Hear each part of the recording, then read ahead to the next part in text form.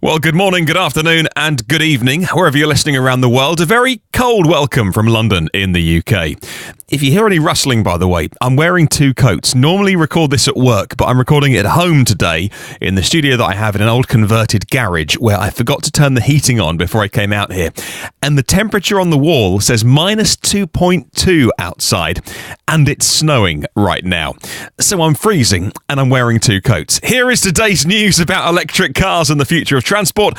My name is Martin Lee, and this is your very cold EV News Daily for Wednesday, the 28th of February, 2018. Coming up today, we'll talk about making electric cars louder and Hyundai's Kona electric. But first, I don't think it's hyperbole to say that a decision made in Germany today could be a landmark day in the history of how quickly we electrify our transport. Well, not only is Germany the home of diesel sales, where until recently every other car purchased was a diesel, but also the world's largest diesel manufacturers and the companies which supply them are based there.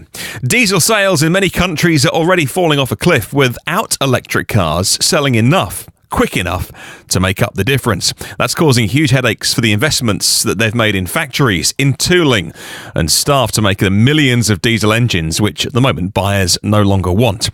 But having said that, today's decision by Germany's Federal Administrative Court didn't directly involve German car makers. It was an environmental group called Environmental Action Germany versus the cities of Stuttgart and Dusseldorf.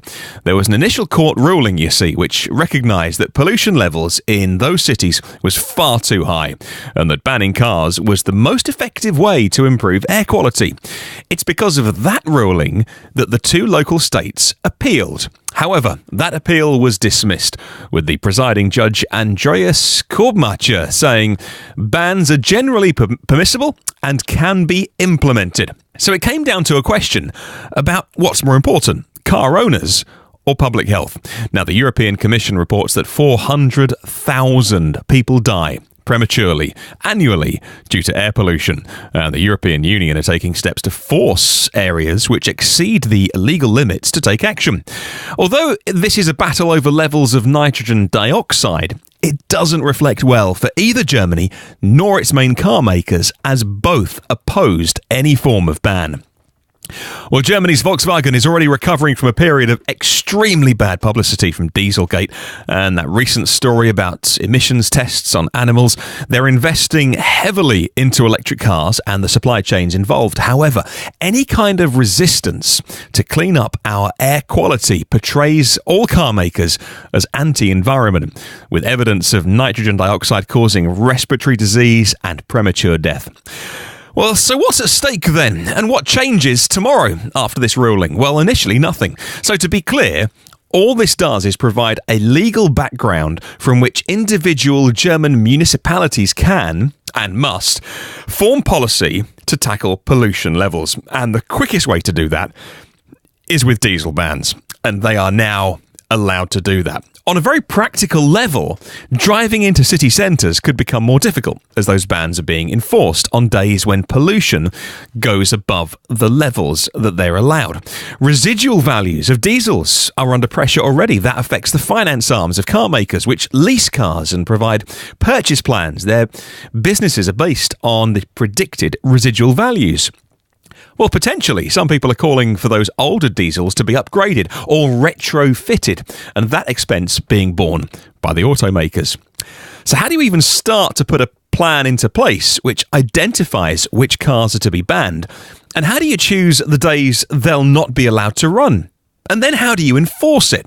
Now, some ideas today that I saw included special coloured license plates or discs which show you have a dirty diesel. But how do you know if you can drive it on that day? Well, that all brings us back to EVs. This opens up so many questions of how you enforce the ban, how you put a ban in place. The easiest thing to do is just to ban all diesels. And the inevitable snowball effect, and pardon the pun if you're listening anywhere like here, where it's snowy, that decision will embolden other countries and cities to implement their own diesel bans without fear of negative publicity or backlash for being first, because the biggest diesel homes in Germany have done it already. Well, anecdotally, the reaction is that diesel is being banned. I've been looking at my Twitter feed today and watching the comments come in over the last few hours. There is a general perception following this ruling that diesels are being banned completely. And of course they're not. Well, secondly, so much reaction today could have quite easily said, diesels are being banned, buy a new petrol car. But that wasn't happening. People were joining the dots together and going, Germany's going to ban all the diesels. Well, you better buy an electric car or a hybrid. And they were kind of skipping out petrols, lumping them in with diesels. You know, if this news had happened 24 months ago, I think the reaction would have been so much more negative because there wasn't a choice to go to. However, I've seen articles today saying, diesel's going to be banned, so what can you drive instead? Well, there's a new Nissan Leaf, that's great, Chevy Bolt, long range, Renault Zoe, ZE40 goes a long way, Tesla Model S and X, obviously, the brand new e-Golf, VW e-Up, Hyundai Ioniq, BMW i3, Kia Soul, I could go on, right? None of these are quirky compliance cars. They're usable, affordable, mostly daily drivers, right? And that's before they start talking about the cars coming soon. I've seen articles today saying, hey, look, there's electric cars coming soon, like the Jaguar I-Pace and the Model 3 and the e-tron. I think this is a turning point today when electrified transport became much more of a reality than it was yesterday. Well, that all leads me nicely on to talking about a brand new electric car. The Hyundai electronic Kona SUV was revealed today in a very funky YouTube video presentation. I've put a link to that in the podcast description and the blog below, as we've got all the details you can see online if you'd rather just read the blog some days rather than listening. Well, there are 2 batteries and 2 powertrains. There's a smaller 39.2 kilowatt hour battery with a 99 kilowatt motor combination and a more powerful 64 kilowatt hour battery with a 150 kilowatt motor combo. According to the new WLTP standards, and that's interesting that they've managed to get WLTP figures, one of the first to do this, along with the Nissan Leaf, they say it's good for 300 kilometers or 470 kilometers with the upgraded spec. 0 to 60 time, by the way, 7.6 seconds. That is surely rapid enough. Sub 8 seconds for any spirited normal driving, pulling away from lights. You'll beat just about anything else, right? Up to sensible legal speeds. It's what they call a compact SUV. 2.6 meters long means it's big enough for most people, but small enough for European city driving. Oh, and the charger port is at the front in the bonnet, which makes it, according to this phrase that I discovered today by electrify, where they called it a nose charger, and I haven't heard that before. I love it. Other notable highlights from the YouTube presentation: the lack of any kind of old-fashioned nod to a gear stick or a kind of gear knob or anything like that. It's just buttons to choose: park, reverse, drive, and it looks like the same paddle-operated regen that you've seen elsewhere. Well, moving on, and the US Department of Transportation's made its mind up on quiet cars, and the deadline is now 2020 for all quiet cars, EVs and hybrids, to emit a warning sound to pedestrians. The speed limit they've set is 18.6 miles an hour. Anything below it will require some sort of sound to persuade people not to step out in front of you whilst they're staring at their mobile phones. So the big question is whether you'll be given a choice of sounds to play. That would be kind of interesting if you could pick and choose. Or whether a single sound will be agreed upon for all electric cars to have, as in, this is the noise that cars make now. Also, can you turn it off? And I hope you can on future cars, because if you're moving your EV around your driveway, you don't want to sound like you're reversing a truck all the time.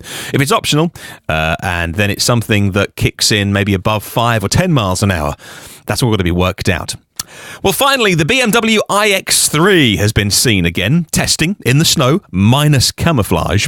And AutoEvolution.com are starting to wonder if they're doing it on purpose now, just to get us talking. Because if so, well, it's working.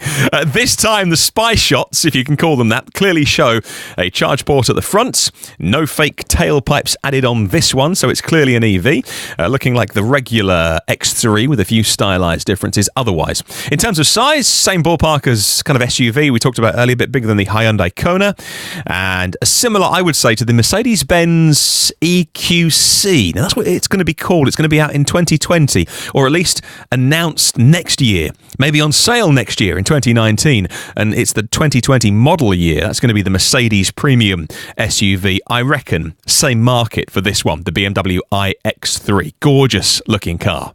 Well, thank you for listening today. Hope you enjoyed it. We'd love to spread the word about electric cars, so please do share this with at least one person who might be interested. A reminder, you can listen to all of our previous podcasts on iTunes, Google Play via Android devices, on Spotify, and you can subscribe for free and get them automatically every day. It would mean a lot as well if you could just take 2 minutes. I know everyone asks this, and if you don't want to, that's fine. To leave a quick review and star rating. I know you're busy. If you get a chance, though, it would mean a lot to me.